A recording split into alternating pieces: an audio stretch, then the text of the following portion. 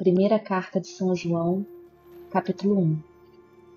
O que era desde o princípio, o que temos ouvido, o que temos visto com os nossos olhos, o que temos contemplado e as nossas mãos têm apalpado no tocante ao verbo da vida. Porque a vida se manifestou e nós a temos visto.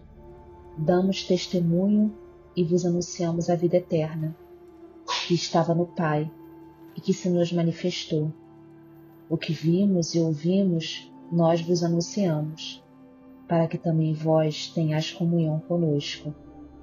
Ora, a nossa comunhão é com o Pai e com o seu Filho Jesus Cristo. Escrevemo-vos estas coisas para que a vossa alegria seja completa. A nova que dele temos ouvido e vos anunciamos é esta: Deus é luz, e nele não há treva alguma. Se dizemos ter comunhão com ele, mas andamos nas trevas, mentimos e não seguimos a verdade. Se, porém, andamos na luz, como ele mesmo está na luz, temos comunhão recíproca uns com os outros, e o sangue de Jesus Cristo, seu Filho, nos purifica de todo pecado. Se dizemos que não temos pecado, enganamo-nos a nós mesmos, e a verdade não está em nós. Se reconhecermos os nossos pecados, Deus aí está, fiel e justo, para nos perdoar os pecados e para nos purificar de toda iniquidade. Se pensamos não ter pecado, nós o declaramos mentiroso, e a sua palavra não está em nós. Capítulo 2. Filhinhos meus, isto vos escrevo para que não pequeis. Mas, se alguém pecar, temos um intercessor junto ao Pai, Jesus Cristo, o justo. Ele é a expiação pelos nossos pecados, e não somente pelos nossos, mas também pelos de todo o mundo. Eis como sabemos que o conhecemos, se guardamos os seus mandamentos. Aquele que diz conhecê-lo e não guarda os seus mandamentos é mentiroso, e a verdade não está nele.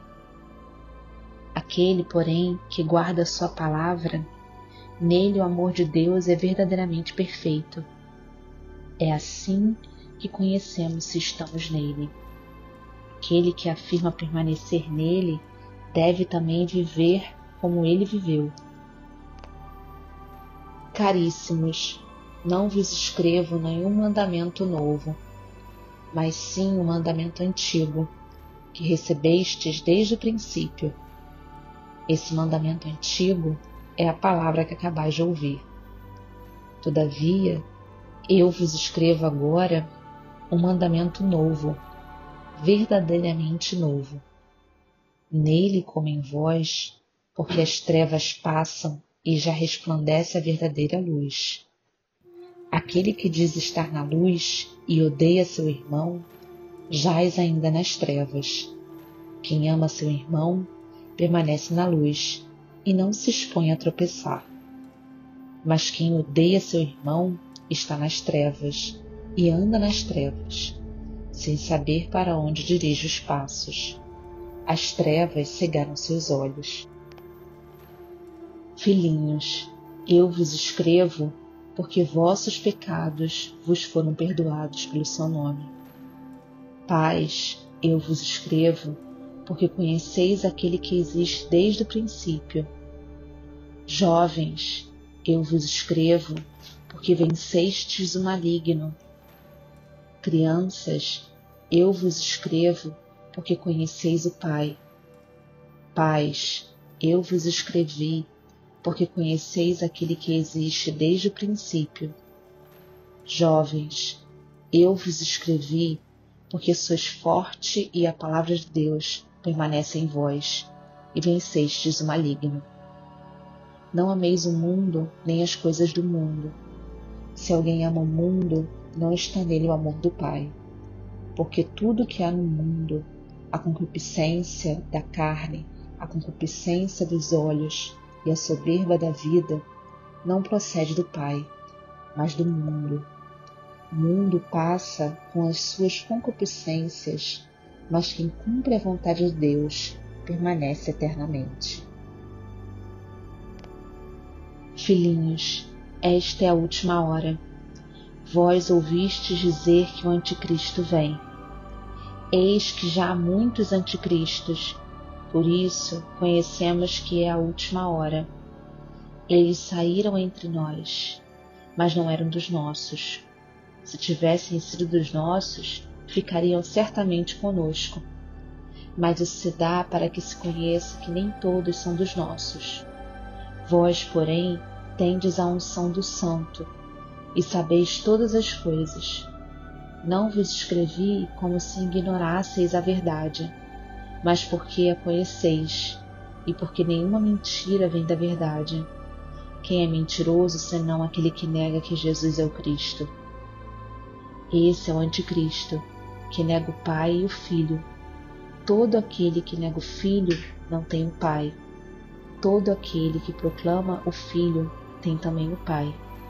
Que permaneça em vós o que tendes ouvido desde o princípio. Se permanecer em vós o que ouvistes desde o princípio, permanecereis também vós no Filho e no Pai.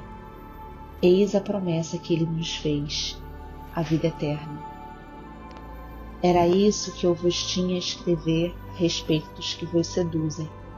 Quanto a vós, a unção que dele recebestes permanece em vós, e não tendes necessidade de que alguém vos ensine.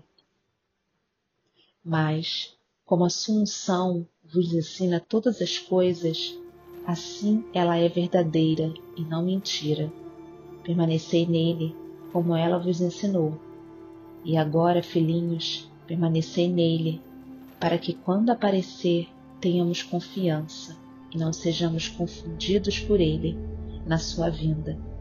Se sabeis que ele é justo, sabei também que todo aquele que pratica a justiça é nascido dele. Capítulo 3. Considerai com que amor nos amou o Pai, para que sejamos chamados filhos de Deus. E nós o somos de fato.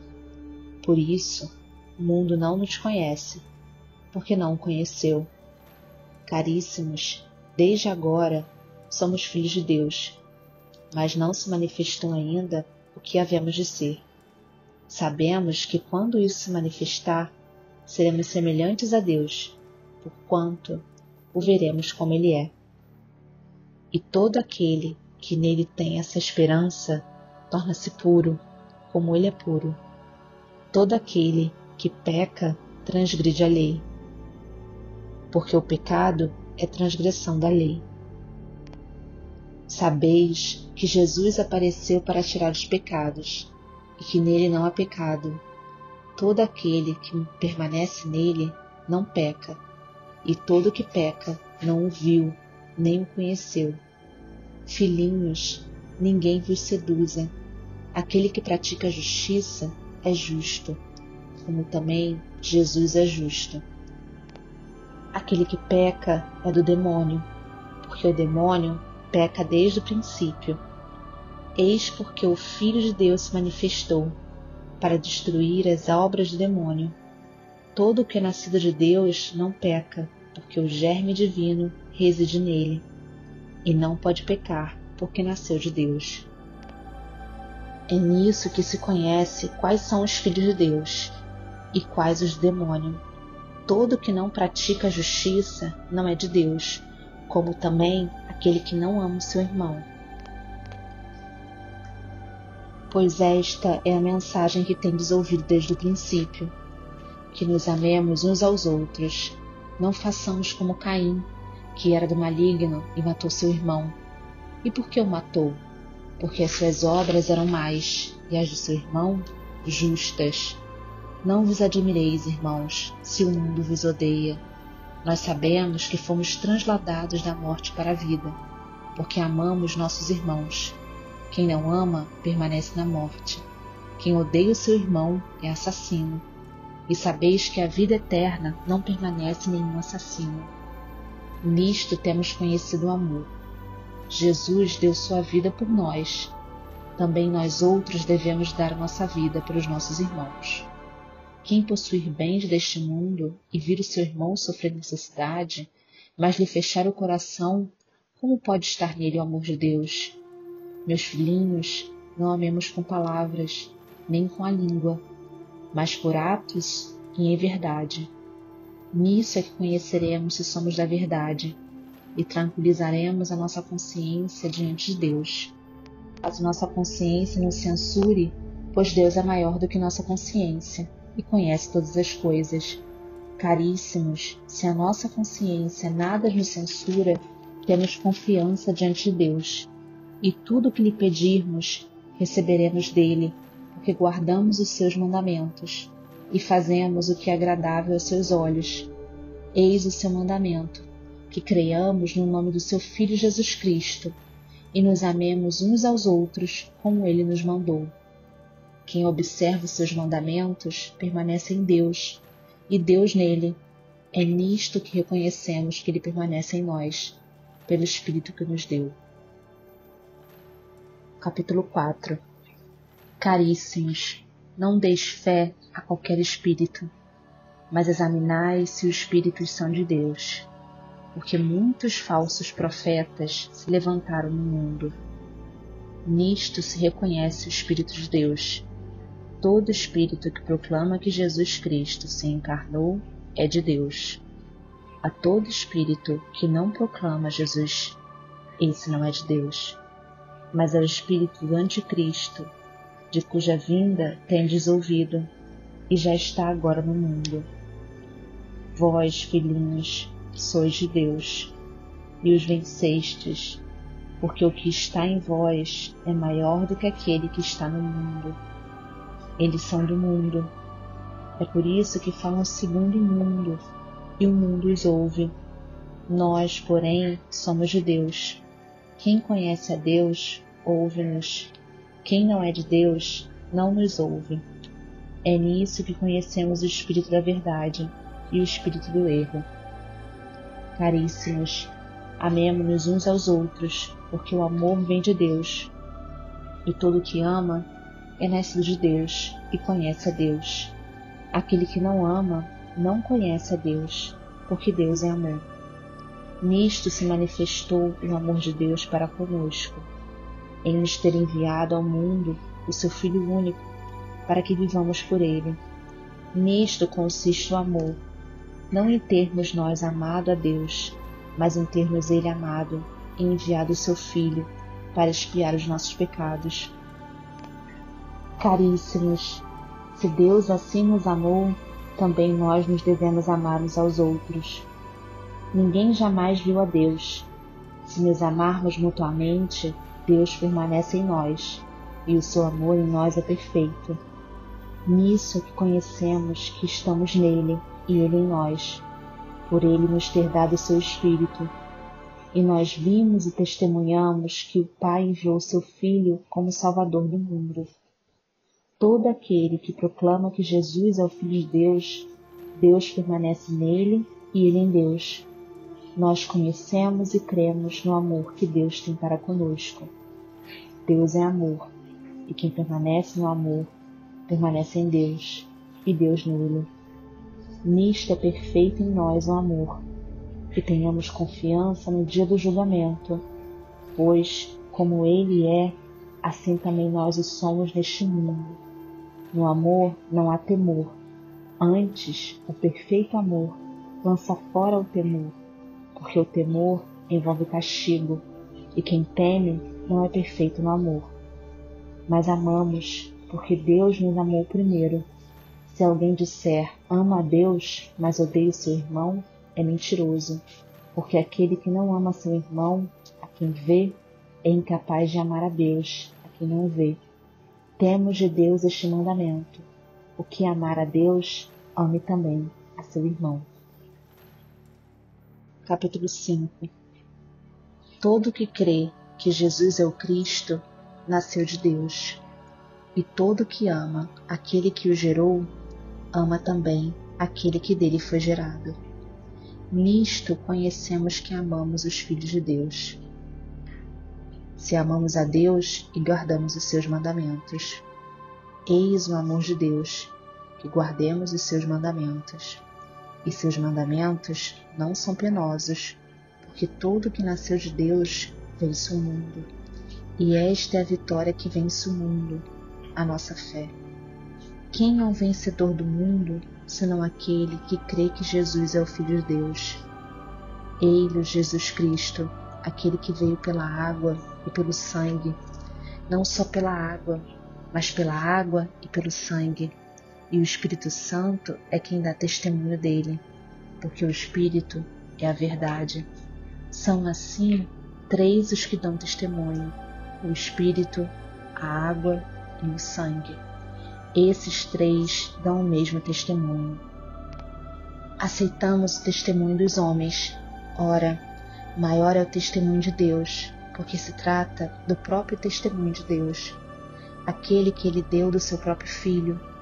Aquele que crê no Filho de Deus tem em si o testemunho de Deus.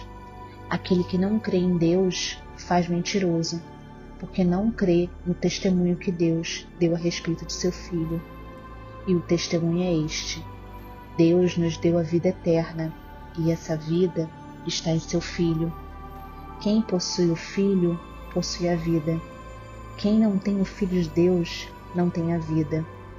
Isso vos escrevi para que saibais que tendes a vida eterna, vós que credes no nome do Filho de Deus. A confiança que depositamos nele é esta: em tudo quanto lhe pedirmos, se for conforme a sua vontade, ele nos atenderá. E se sabemos que ele nos atende em tudo quanto lhe pedirmos, sabemos daí que já recebemos o que lhe pedimos. Se alguém vê seu irmão cometer um pecado que não o conduz à morte, reze, e Deus lhe dará a vida. Isso para aqueles que não pecam para a morte. Há pecado que é para a morte. Não digo que se reze por esse. Toda iniquidade é pecado, mas há pecado que não leva à morte. Sabemos que aquele que nasceu de Deus não peca, mas o que é gerado de Deus se acautela, e o maligno não o toca. Sabemos que somos de Deus e que o mundo todo jaz sob o maligno. Sabemos que o Filho de Deus veio e nos deu entendimento para conhecermos o verdadeiro. E estamos no verdadeiro, nós que estamos em seu Filho Jesus Cristo. Este é o verdadeiro Deus e a vida eterna. Filhinhos, guardai-vos dos ídolos.